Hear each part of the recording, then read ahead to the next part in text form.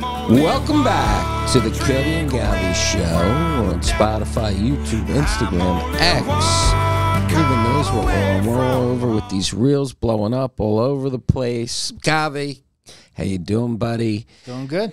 We're going to start out with the big news of the week. Bennifer. Jennifer Lopez, Ben Affleck getting a divorce after 2 years. What do you think? I personally, I really don't give a crap about any of this stuff. It's crazy. It's like Kim Kardashian. I get tired that people are so invested in their lives. Like, I really don't know too much about it. All I know is he's always with his ex-wife, Jennifer Garner, because I know he has kids with. And this Jennifer Lopez he was with didn't work. Now he's back with her. Like, what's the problem? I mean, the paparazzi follow her around like crazy. Let's see. She was married to P. Diddy, or she went out with him. She was with A-Rod. Bennifer, he was with Ben Affleck. I mean, she's Mark seen... Anthony, that's who she has the kids with. She's seen more ceilings than my painter. But you know what's this crazy? Girl, she's going up with her kids. And she's saying, I want you to meet A-Rod's kids. You're all the same age. Right. And then they become like brother and sister. And then he says, not so fast. Now here's Ben's kids. Get together with them. Not so fast. I mean, it has to be toss tough. around Hollywood like crazy. Like that Kim Kardashian. What is she famous for? Who the hell? I mean, she's been with a million different... She got pissed on. That's why she's famous, and her mom then took that, and when she saw how horrible it was that someone urinated on her daughter, they basically said, "Hey, it's a TV show. It's a reality series. That's a gold mine. Yeah, let's run with that." I want to be that Scott Disick. I mean, he's got the best job. He made a lot of money, and he just hangs out. No, I think Tristan Thompson's the basketball player that's allowed to keep having babies with other people. Come back to Chloe. She keeps saying, I love him, and he can have like all these different kids. They do have great houses. I mean, on the reality show, the inside of these houses are great. And that Kris Jenner, she's getting married. What's that guy's name? Another guy she's marrying. I don't know. But we have a lot of stuff, Govy. We have the yacht. The guy that died in the yacht, the Bill Gates of England. We have all kinds of crazy stuff going on. But let's start with this Democratic National Convention, because it seems to be the news, and I'm having a tough time watching it. And my simple take on this whole thing is, I'm in the middle, unlike you, Govy, who's straight down the middle for Donald Trump. I want to give Kamala Harris a shot, but she's got to do some press conferences, and she's got to give me some policy. I mean, I'm going to totally discount her unless she does some press conferences where, look, she's saying, I'm against fracking, I'm against this, I'm against that. Now I changed my mind. Great. I'm glad you changed your mind. But now you got to do a press conference and win me over. You know, this beauty contest routine's not going to work with her personality and coach, her partner over there. She's got to do a little more than that. What do you think? Personally, I already gave her a chance 3.5 years ago.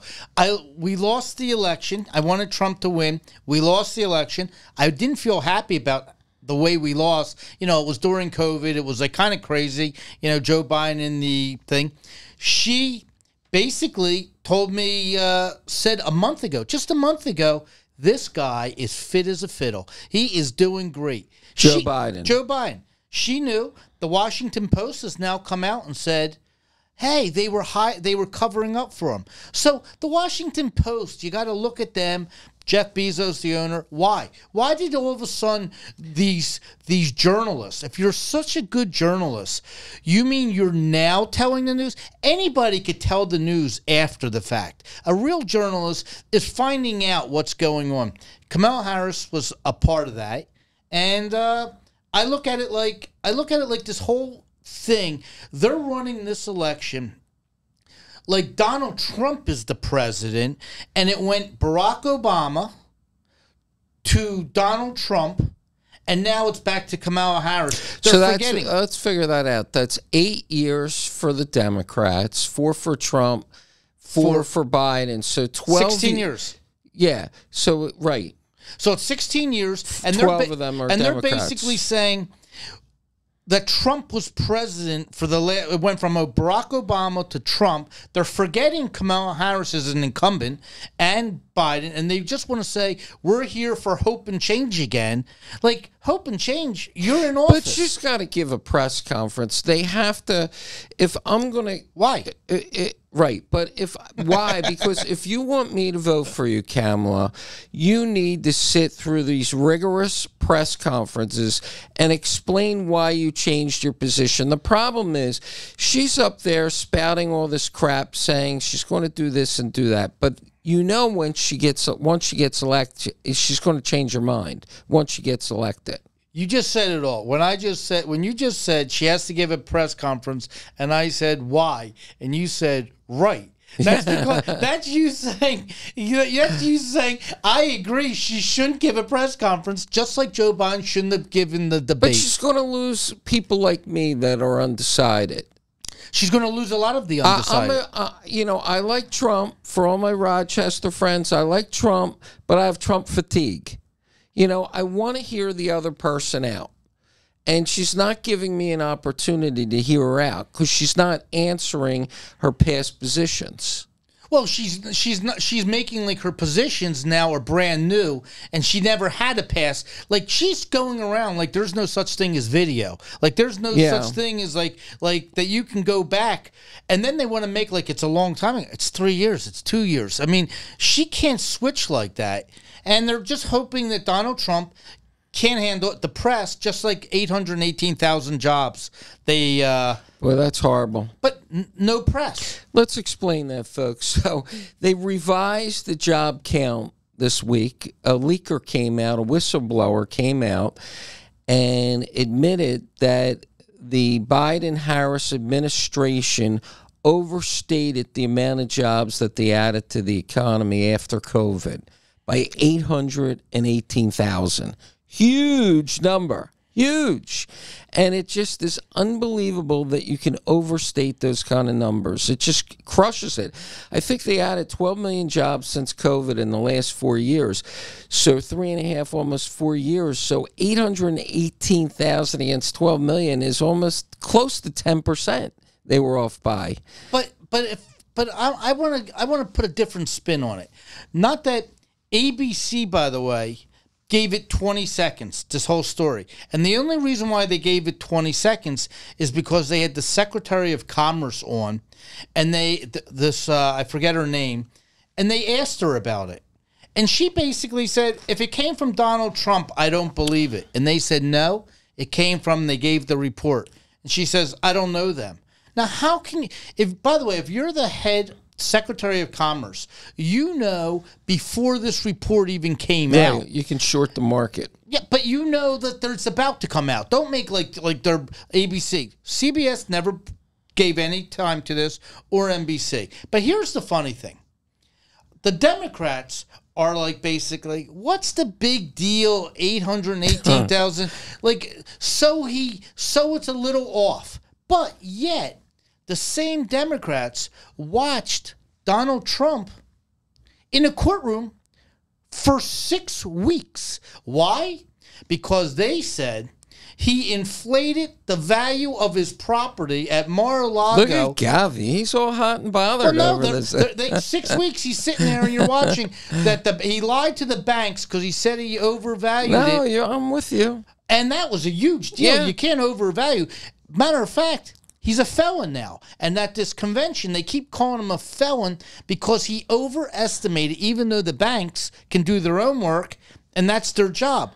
And by the way, everybody shoots high. They don't shoot low. That, to them, was worthy of going to jail. But 818,000? Let it go. Well, it's not fair. Yeah, it's not fair because the Federal Reserve, I'm assuming, is relying on those numbers to decide whether they lower interest rates. And let's say you're a guy that owes a lot of money and the bank is breathing down your neck and you're hoping and praying rates go down so that you can survive. And I would assume the bank would be nicer to you if they start to see rates go down and you're a car dealer or some interest rate sensitive business. And, it's a lie. I mean, you could literally lose your business over this lie. Well, what happens if you went to a bank and you said, business is so great, I'm hiring hundreds and hundreds and hundreds of people, and they find out that you didn't hire anybody, you're laying off people? Yeah. Oh, my God, that would be horrible. But, you know, what do you think of Kamala Harris's new tax plan? You know, tax on unrealized gains.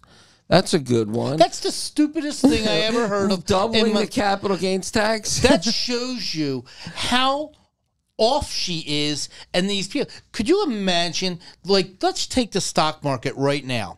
Let's just take NVIDIA as one stock, or Apple. You're watching stocks that basically, they want you, if the year ended now, you would have to pay a tax, but the first week of January, the thing could tank, and you're paying taxes on money that you lost. How does that happen? Well, this is where I want to defend Donald Trump, and I'm not a Trumper, but, you know, they sit there intellectually dishonest and claim Donald Trump lost 12 million new jobs. But they don't say he had COVID and they shut down the world. You know, they just say he lost 12 million jobs. I mean, that's the same thing with what Kamala Harris is doing. There's no way. She's trying to get the middle class to vote for her and say, I'm going to take the money from the rich people like Govys and double their taxes, folks. Don't worry. She knows there's no shot it gets passed anyway. I mean, she's just saying it. How's it getting passed? Nobody's doubling anybody's taxes. But if she's saying it, why can't she do it now?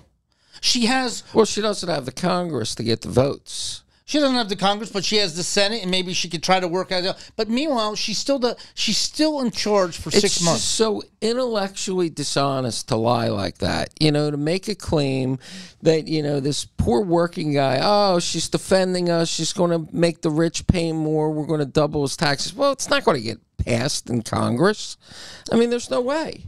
Well, let me ask you a question. Right now, I'm just going to jump to one thing with Kamala Harris. I just want to jump to a subject. The Hamas, the ceasefire, that they needed to have the ceasefire during the Democrat National Convention because it would look good. So then they announced that Israel accepted the terms, knowing that Hamas didn't. Wait, is Joe on the beach in California as yes. this is all going on? He's at a guy's $100 million house that's a donor. So why he's relaxing as they're doing a big ceasefire. So there was a woman on that gave a speech last night whose son is a captive, an American Jew that's been captive for 310 days now. She almost fainted up there on the stage. She was crying. But it's good to know Joe is working day and night on getting her son out. He's in California. The Hamas leader basically has a stipulation now, part of the ceasefire deal. He wants protection. Here it is, folks. My favorite paper, the New York Post. The Hamas leader, you know, Israel has been doing pinpoint assassinations of these Hamas leaders. I mean, literally within an inch, they find this guy and they kill him. Well, the new leader of Hamas says the only way there's a ceasefire is, I don't want to die like the rest of these my family, my kids. Like the Islam religion believes you become in a better place if you sacrifice your life. He says, I want to live. Right. And the ceasefire only happens if Israel makes a committed pact not to assassinate me. That's how good Israel's getting. And he believes that the 40 virgins aren't coming. Right. So he knows that. But it was okay for his kids to die. Right. Like his whole family, grandkids, they all went. So that's part of their deal.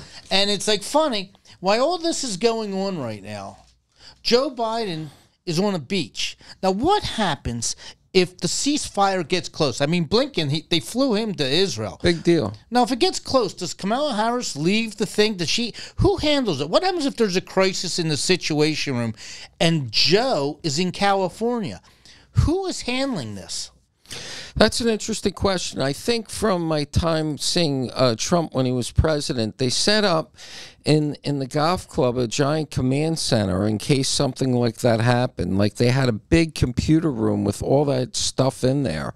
So I'm assuming wherever Joe Biden is, they set up a command center that he can make the decision right there. He can't find his way from Marine One into the White House.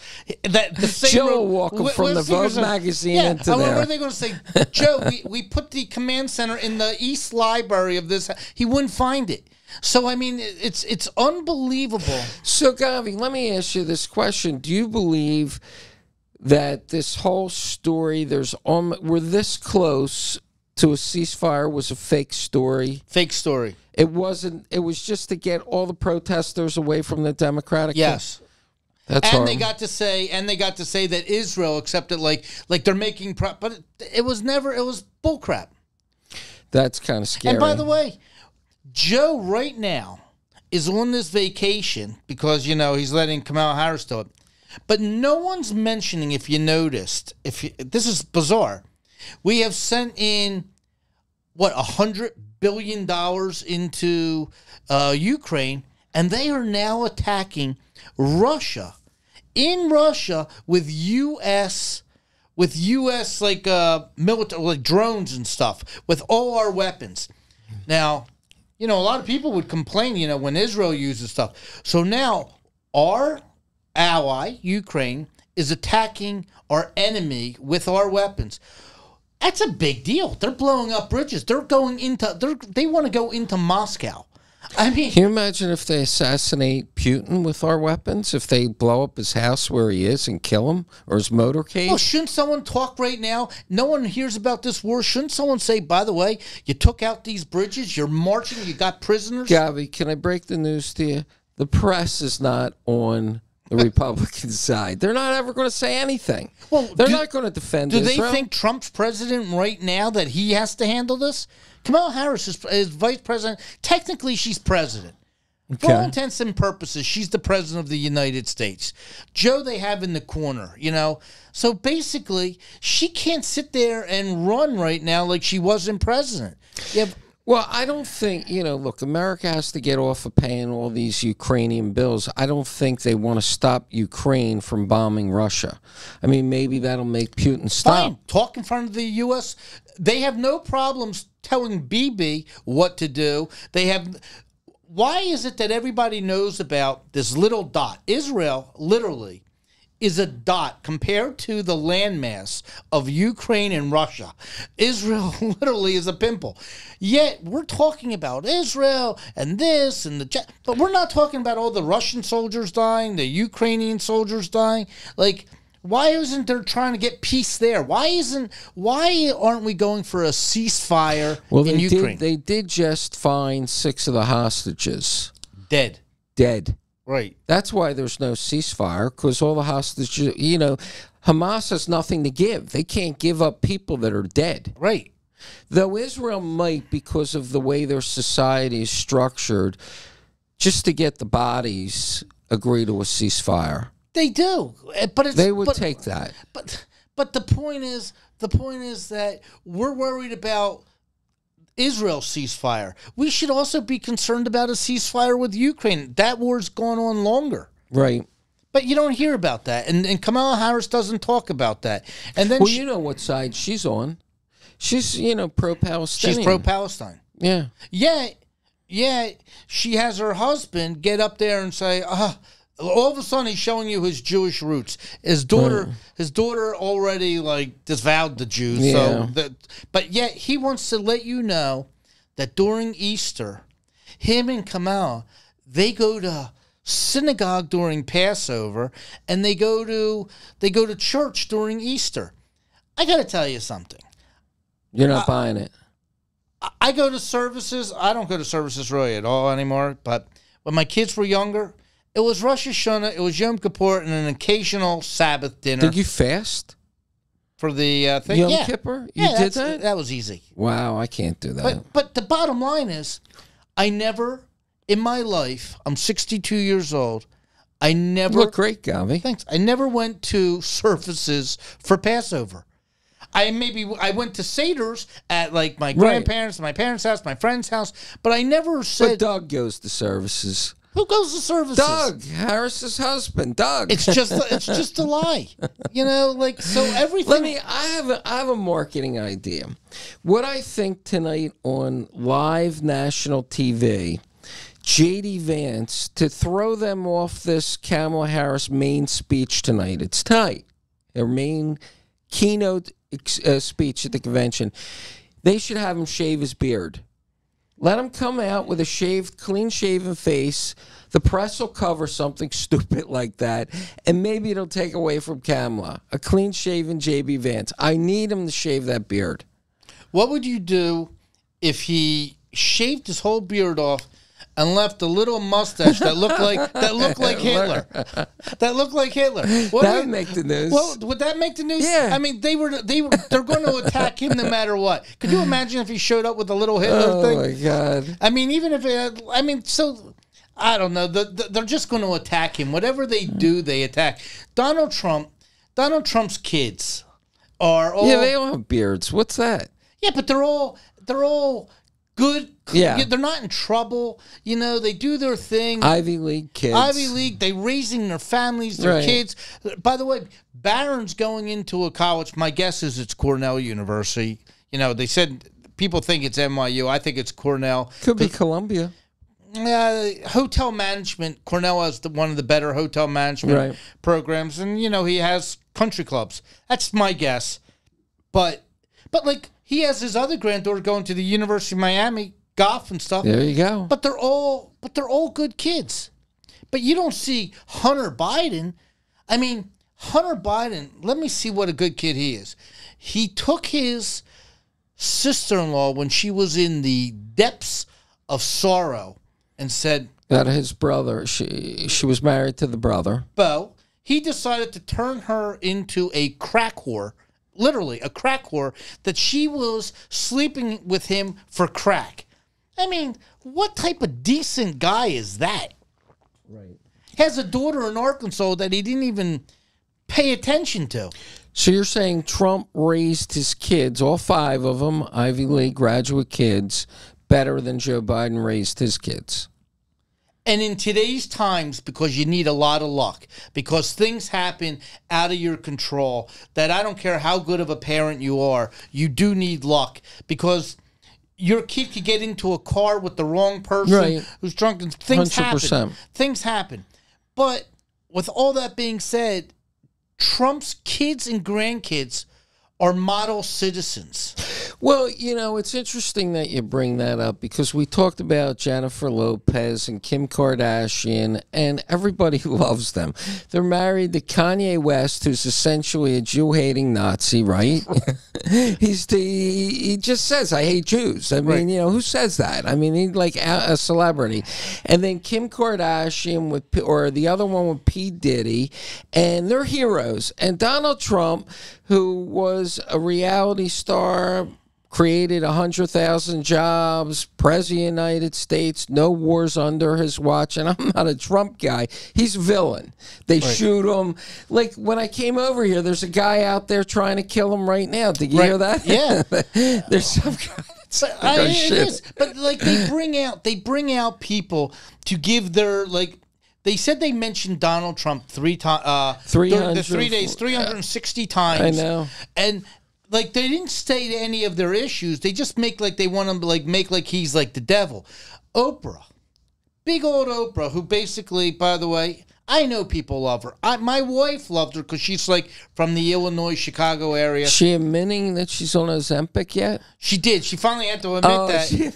But she turns out and says, when we see a house burned down, we don't ask what religion or what color. We're there to help.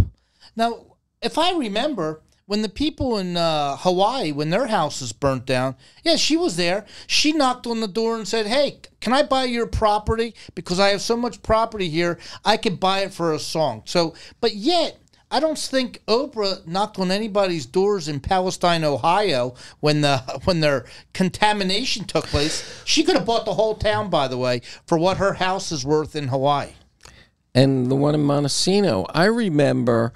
I mean, I watched a little Michelle Obama's speech at the convention. You know, I thought I liked the Obamas. You know, I made money under the Obamas, but she just had to bring race in, and she's a very racist woman. And I remember Oprah Winfrey, after the Obamas left the White House, and they bought that house in Washington, D.C. for $8 million. And their whole mantra is, we're common people. We're regular people. The Obamas have something where Martha's Vineyard for $10 million and Hawaii for $20 million. They have like $50 million in houses. Well, anyway, Oprah Winfrey is interviewing Michelle Obama post-presidency, and the doorbell's ringing. So it keeps ringing. And Oprah Winfrey says to Michelle Obama, your doorbell's ringing. You got to go get your door. The doorbell's ringing. And she said, oh, I forget what a doorbell is. It's been so many years since I had to answer my own door. I mean, really? Right. How can you talk the way you talk about, how, you're being of the people and talk like that? It's just so intellectually dishonest. But a lot of times what these people all say is dishonest. And what hurts Republicans is when you hear Oprah give a lie. She basically says, I'm a liberal. Last night she says, I'm an independent. Not a liberal, I'm sorry. I'm an independent. Now let me ask you a question. She voted for Barack Obama twice.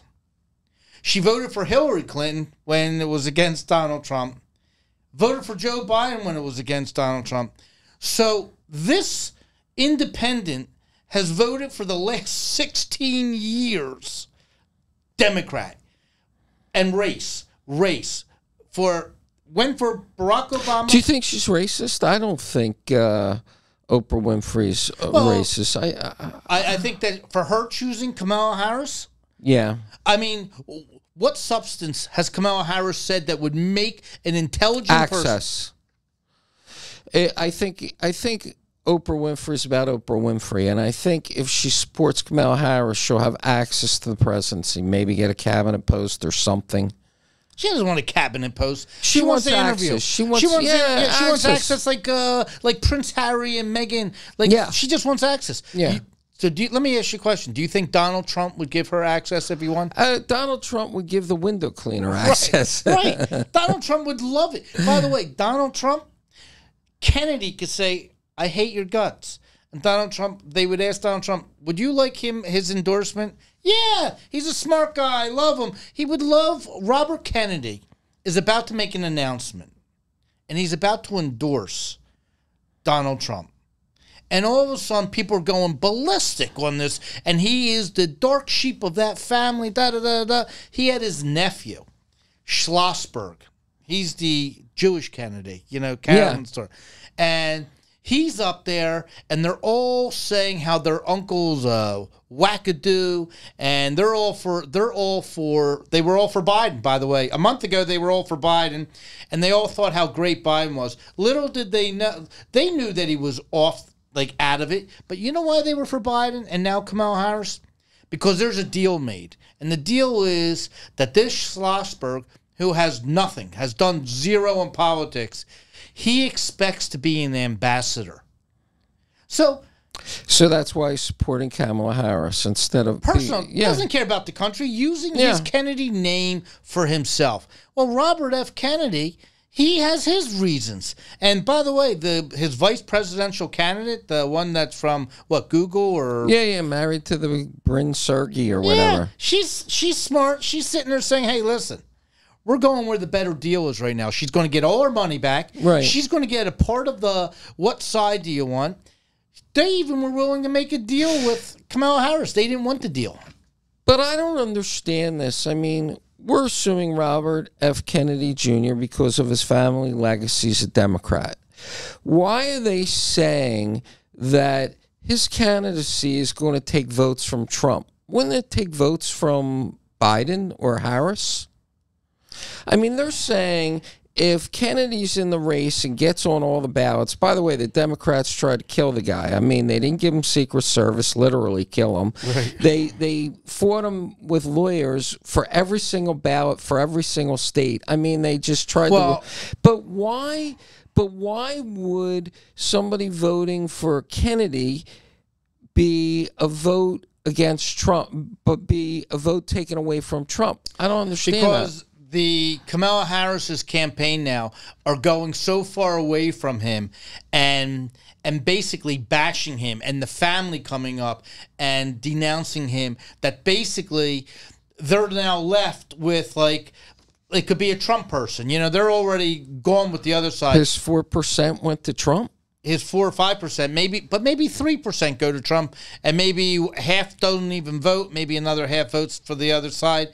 But yeah, but you know, when you really look at it, all the Democrats right now are saying, we wish it was a convention where people could throw their hat into the ring.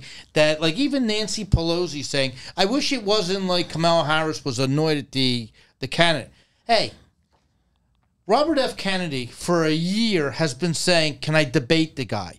Do you know why they didn't take the debate? His voice.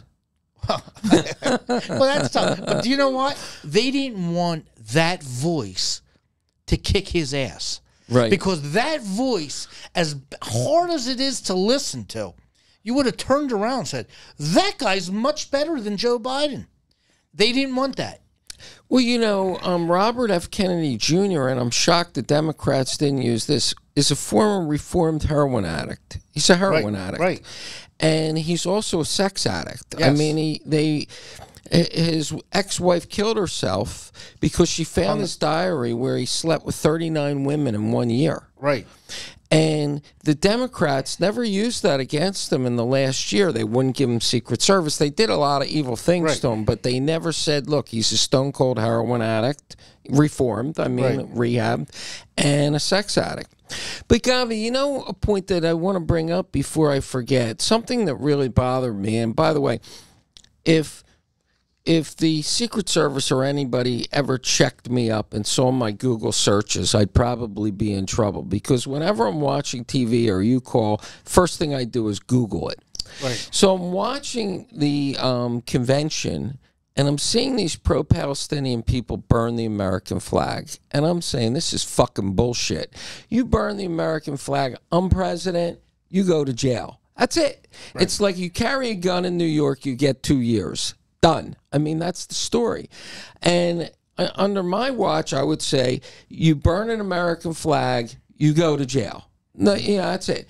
I Googled it. The Supreme Court ruled on it. Right. And said it's an expression of free speech. You are allowed to burn the American flag. How horrible is that? That we as Americans have to deal with that. You can burn your own flag, but you can't take a flag that's on public property and burn it. So I can bring a flag, but I can't do the one on the flagpole. Right. If there's someone that owns their flagpole, like, or if it's a government building, or if it's a library, you can't climb up there, take the flag down, and burn it. That you can't do. But you could burn your own, and that's awful. It is awful. It's like LeBron James not standing for the national anthem. He's making $100 skillion a year. I think what has to happen is these protesters, in order to stop it, is they arrested, 70 people the other night? Yeah. I think, and here's where the media comes in again, I think they should be, every single one should be on the front page of a newspaper, let it be the New York Post, and underneath put down what they do, like where they work, and who their parents are. And not wear a mask. Well, but let's see their face. Well, this is their mugshot. Okay. Their mugshot. So now you say this is, and side by side, this is him with the mask, this is him with that. There is Tommy Jones, something. Here he is. He lives at 22 Birchwood Drive in Illinois. Like it. And now you're a problem solver. And then put the parents there. Like this is, next to it. Yeah, he lives in this $2.5 million house in Highland Park, Illinois. I would like to know that. So that way, when the guy goes to work or his dad goes to work, they can say, what's your son doing? What are you doing with raising a kid that's out there, like, protesting? What's his problem? I mean, last night I watched Theo Von, who's this YouTuber, 5.1 million followers, whatever, interview Donald Trump. And I watched him interview Bernie Sanders. Guy's terrific. Mm-hmm. Former crack addict, cocaine addict, alcoholic, but he was very, very smart. But the thing is, the information that he's feeding these kids today is kind of scary. I mean, his interview with Donald Trump was very, very informative. And Donald Trump was telling him about his brother was an alcoholic, and this guy was kind of confessing to Donald Trump about his alcoholism and his cocaine use and all this and that. But if you get an opportunity, watch it on YouTube. Theo Vaughn, I have never seen him before. He was terrific. But it's good stuff. But so Donald Trump asked him, will you be willing to interview Kamala Harris? He said, I'd love it. You think she'd come on my YouTube? No. You don't think so? No. The guy's like a Gen Z, woke, I don't know kind of guy. But I mean, you don't think she'd give him a shot? You're allowed to be a Gen Z, woke type of guy. But if you respect your job and you do your journalistic job, which he does. He was good. He does. He asked some hard questions. So he asked questions. Kamala Harris will never go to somebody that's going to ask a real question because she would have to answer a real question. She wouldn't be able to get out of it. Like Maxine Waters today someone asked her a question. She's giving a thing about, she was talking about abortions. And someone said, how late is a late-term abortion for you? She basically made like she didn't hear this reporter's question. They want to know, right, what's your stance? So you go around. You know, and the thing with this Theo Vaughn, you know, he was asking Trump was asking these questions about drug use, which was very informative. And what's interesting, which is a story in the news, this Matthew Perry, you know, all these months later, they found out that it was this girl from Calabasas, very, you know, came from a nice family. Attractive MBA. She was good best friends with Guns N' Roses, the guitar Slash's Alex wife. Or whatever his name is. Axl Rose, well, the guitar player, Slash. Slash. So, best friends with her. And she had this den of, like, an apartment filled with drugs. She was the ketamine princess. I think her name was Jasmine Sanga. Jasmine Sanga. I got to tell you something. She's cutting a deal. What's her deal? Here's my list of people I sell the stuff to. Here's Hollywood. Yeah. She was... Here's who I sell the junk to. If they don't give her a deal... Is Charlie Sheen on that list? She was good friends with Charlie Sheen's ex-wife, Brooke Muir. So Brooke Muir met her, I think, met her in rehab. You know, that's how... You know, all these people go to rehab, and you know who they meet in rehab? Their drug dealer. Their future drug dealer. Right. They're recruiting. It's like sometimes you sign up for you check yourself in even though you're the drug dealer so you can get new customers. So, you know, that's going to be... I used to have coffee at the Bridgehampton Starbucks in Bridgehampton, New York in the summer with Charlie Sheen's ex-manager. And he said he quit because he couldn't handle his spending. I said, what kind of spending? He said he used to spend $200,000 a weekend on hookers. I said, well, how could you possibly spend $200,000 a weekend on hookers? He said, well, he would send a Gulfstream jet to New York to pick her up and return her. And that's how it added up to $200,000. Wow. But yeah, this woman, if she doesn't cut a deal, she gets some serious time. Time? The rest of her life. Her rest of her life. Because he's dead. He's dead. And all the other stuff. So was she injecting him or she was just selling him the stuff? She was supplying him, not pharmaceutical. She's not a doctor. These doctors are in trouble, but they have a book. She has all of them. I mean, she has all the directors. I mean, there's people that are nervous right now. What's she going to do? And they're putting the people that went to her are putting pressure on the prosecutors and George Soros. Give her a deal. They needed to go away. So why didn't they give Giselle Maxwell, the Epstein girlfriend, a deal? She had the list of all the people the pedophiles that he had on Pedophile Island. Maybe she doesn't have the list in her possession. Maybe she can it's hearsay. Maybe she doesn't have the list. Because if she had the list, I mean, I would have given it already. Yeah, she has Bill Clinton on that list. She has everybody on that list. Bill Gates. Bill Gates on that list, yeah. I mean, and by the way, make it up. Put her name on the list. So you think that this woman... like Menendez. I can't even say his name. You think this ketamine queen has a list of all the Hollywood people that she's selling drugs to, and that's enough to get her out of murder? Yeah. Really? Unless she's selling it to Gavin Newsom, I mean, who's at risk? I mean, big deal. You say I bought drugs from you. I don't go to jail for that. I want to make up a name or something, but so this has nothing. I'm just going to. Yeah, this is fictitious, but we're going to sue you, Gavin. Right. Let's just say it was Ron Howard and Ron Howard's wife, or it was Tom. Oh, you're saying it'll ruin their career? And it's Tom Hanks, and Tom Hanks says to Gavin Newsom, I need you to do me a favor, Gavin. Yeah. Like, my career and Spielberg's career, we could take a hit here. Can you make this go away? Governor Newsom would say, got ya. And it would just go away. But, I mean, that would be destroying his career if he pardoned somebody as evil as this woman. She's selling drugs. So let me ask you a question. Menendez, the senator from New Jersey, he's asking basically for a pardon from Joe Biden. And this is a guy that basically dealt arms and stuff to Egypt, to Russia, that sold who knows secrets. That's a lot of harm to this country. If he gives him a pardon, Joe Biden gives a pardon.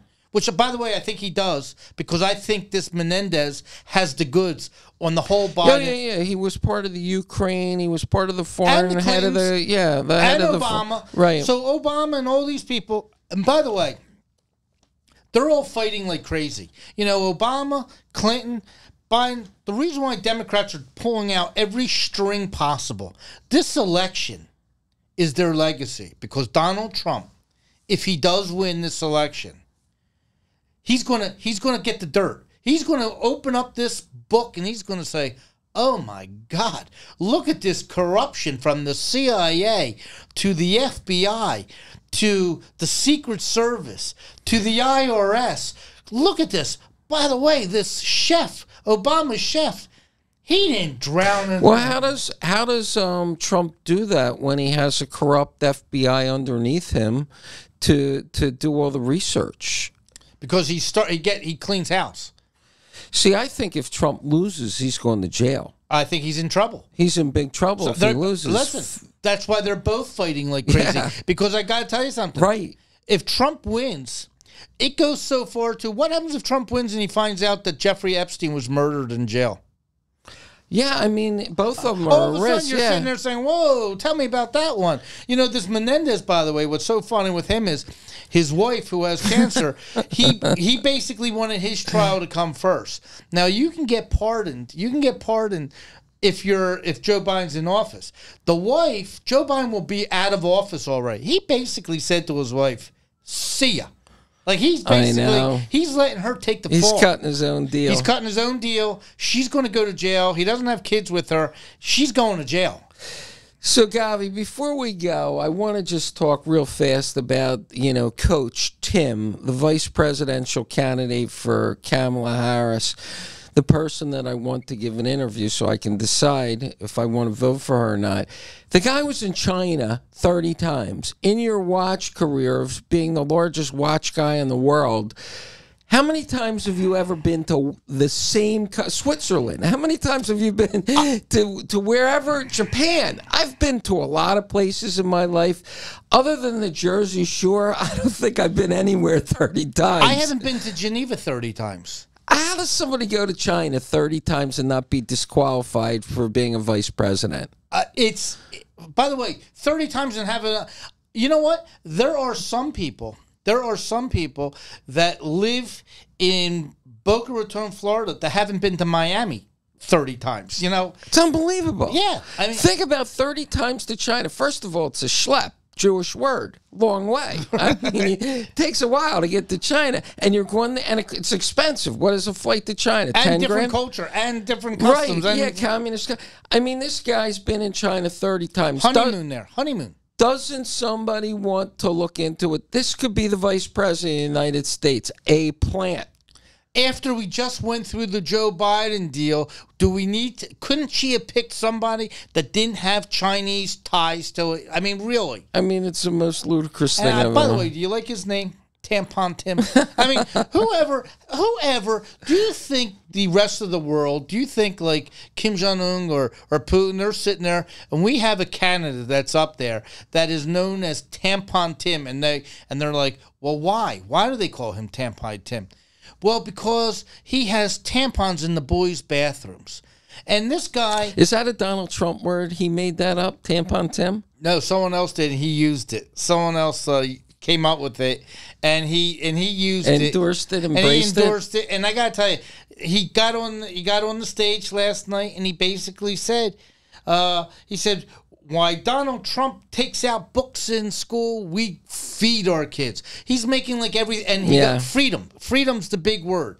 But if anybody knows that when he was governor of Minnesota, if you, during COVID, walked outside your front door, there was a National Guard with paintball machines, and they basically shot you with paintballs.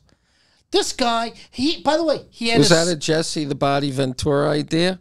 No, but by the way, if you saw your neighbor outside or went to someone else's house for dinner, he had a snitch hotline. Like, you could call up and snitch. Oh, my God. But this is the guy that basically says we're on freedom. What freedom?